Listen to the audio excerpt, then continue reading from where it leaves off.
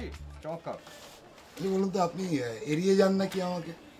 না না না, কি বলছেন? আমি বহুবার আপনাকে কন্ট্যাক্ট করার চেষ্টা করেছি, আপনাকে মেইল করেছি, আমি আপনার কনসার্ন ছাড়াই আপনার মোবাইল ফোন নাম্বার জোগাড় করে ফোন করেছি। না হয়েছে কি, আসলে আপনার সঙ্গে কথা বলতে পারা সেটা তো অনেক সুখের বিষয়, কিন্তু আপনি এত জানাশোনা লোক, আমার আসলে আপনার সামনে এক ধরনের সংকোচ হয় এই আর কি, যে কি বলতে কি বলে ফেলি। সামনে প্রশংসা করছে, বিপজ্জনক কিন্তু এ ধরনের বন্ধু। ঠিক আছে,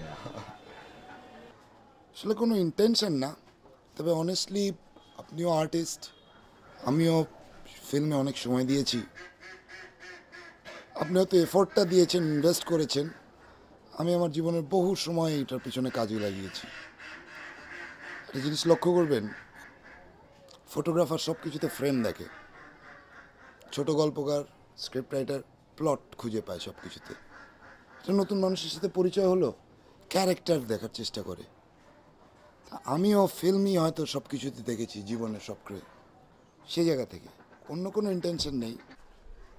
আসলে একটা কথা বলবো, কিছু মনে করবেন না, মানে আমার কিন্তু মনে হচ্ছে যে আপনি অন্য কিছু বলার জন্য আমার এখানে এসেছেন, আসল কথাটাই আপনি বলছেন না।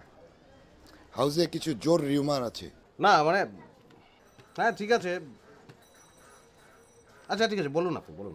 ইয়ে, আপনার সাথে ভবানীপুরীর এ ধরনের বিরোধ, সাপে নেউলের সম্পর্ক, আর যা রটে তা তো কিছুটা বটেও, আপনারা গুরু শিষ্য এমন কথাও আছে। আর ও বানাচ্ছে কি হাতে কিছু রইল না, আর আপনি সে জায়গায় বানাচ্ছেন হাতে কিছু রইল, আপনারা বিরোধে জড়িয়ে যাচ্ছেন। তো আমার মনে হয় যে এই ধরনের হ্যাসেলে না যাওয়াই ভালো, অনাহুত ঝুটে ঝামেলা ফাতনায় না যাওয়াটাই ভালো, একটা পরিষ্কার জায়গায় আর্ট। ভবানীপুরীকে আমি হ্যাঁ সম্মান করি, উনিও আর্ট লাইনের লোক, আমিও আর্ট লাইনের লোক, কিন্তু আপনাকে কিন্তু আমি তার চেয়ে বেশি সম্মান করি, কারণ আপনি বিলেত ফিলেত গিয়েছেন, সেখান থেকে পড়াশোনা করে এসেছেন, আমরা তো ঠেকে ঠেকে শিখেছি, কিন্তু আপনি যেটা শিখেছেন সেটা হচ্ছে প্রকৃত শিক্ষা। এখন কথা হচ্ছে যে আমি তো নিজেকে অশিক্ষিত মানুষ মনে করি, এবং সে কারণেই ভবানীপুরীকে বুঝতে পারিনি। যাক, বুঝতে পেরেছি, চলে এসেছি, লেটা চুকে গেল, কিন্তু আপনি যে কেন এখনো এই টুলি পোকার মতো লেগে আছেন সেটাই বুঝতে পারছি না। মানুষের জীবনের কর্মক্ষেত্রে, বিচিত্র কর্মক্ষেত্রে কত লোকের সাথে যে মিশতে হয়, হ্যাঁ আপনি জানেন কিনা আমি জানি না। সে তো নিশ্চয়ই।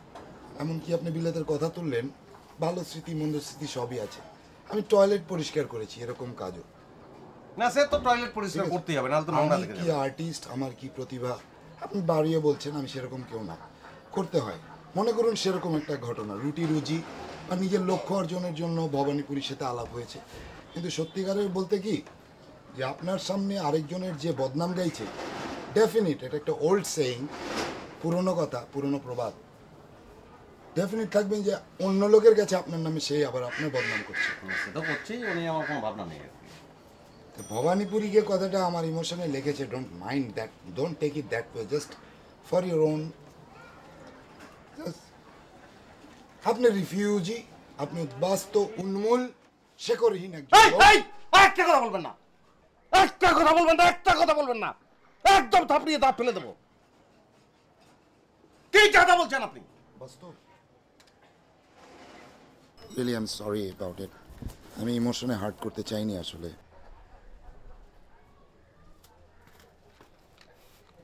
কিছু মনে করবেন না প্লিজ, আমি এভাবে বলতে চাইনি। দেখুন, আমি এদেশে চলে এসেছি, সেটা বলতে পারেন যে হ্যাঁ সেটা একটা প্রতিবাদ। দেশটা তো একই ছিল, তো ভাগ হয়ে গেল, সেখানে আমার অপরাধ কি? হাজার হাজার লোক এপার থেকে ওপারে চলে গিয়েছে, ওপার থেকে এপারে এসছে, তারা তো এমনি আসেনি, আসতে তো বাধ্য হয়েছে। বাপ দাদার ভিটে বাড়ি ছেড়ে উঠোন পুকুর সব কিছু ফেলে চলে এসেছি, সেটা কি আমার অপরাধ বলুন? আজকে আপনাকে যে তথ্যটা দেবো আমি, ভবানীপুরে একটা নাটক বানাচ্ছে, হাতে কিছু রইল না।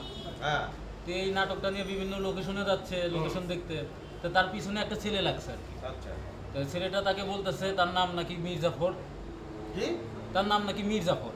আচ্ছা, হ্যাঁ, আর মির্জাফর নিয়ে কোনো চরিত্র নিয়ে নাটক বানানো যাবে না, তাকে হুমকি দিচ্ছে। আচ্ছা, ইতিহাসের কোনো চরিত্র নিয়ে নাটক বানাইতে সে দিবে না। বুঝতে পারছি।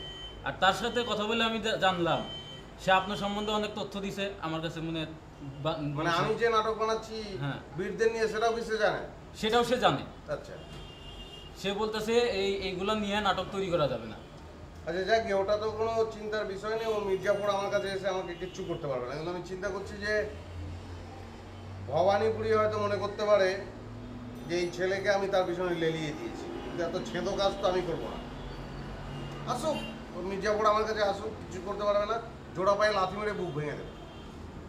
ওর কোনো ব্যাপার না, আমি আমার কাজ ঠিক মতোই করবো। যত বাধা আসুক, যত বিপত্তি আসুক, কাজ আমি করেই যাব। আর আমাকে এসব নেগেটিভ সংবাদ দেওয়ার কোনো প্রয়োজন নেই, বুঝতে পেরেছ? আমাদের কাজ হচ্ছে শুধু কাজটাকে এগিয়ে নিয়ে যাওয়া।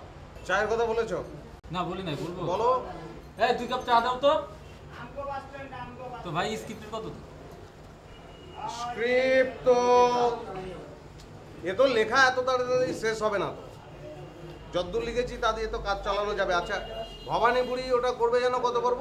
1000 পর্ব। তো আমি 1001 পর্ব করবো, বাস লেটা চুকে গেল। আপনি তো লাল সাহেব না? জি। শুনলাম আপনি একটা সিরিয়াল বানাচ্ছেন জি, যেখানে বানাচ্ছি। ইশাখা, সূর্য সেন, হুম আরো বাংলার অনেক বড় বড় বীররা আছে। হুম। আপনি অবশ্যই তাহলে সিরাজউদ্দৌলার একটা চরিত্র অবশ্যই বানাবেন সেখানে। হ্যাঁ, বাড়াবো। কিন্তু আপনি কিন্তু সিরাজউদ্দৌলার নিয়ে কোনো রকম চরিত্র বানাবেন না, কেন বলুন তো? কারণ আমি সেই সিরাজ। আপনি যদি আমাকে নিয়ে কোনো চরিত্র, আপনি সিরাজ মানে বুঝতে পারিনি। আমি সেই সিরাজউদ্দৌলা। আচ্ছা, আপনি যদি আমাকে নিয়ে কোনো রকম চরিত্র লিখেন, আপনি তাহলে একটা কাজ করেন। আপনি হ্যাঁ একটা নাম লিখে দিচ্ছি।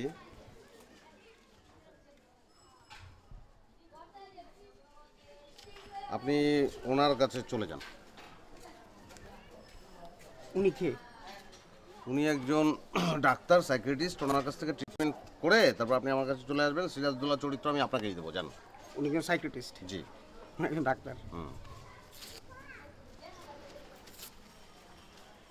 এটা কোনো প্রয়োজন আমার নাই।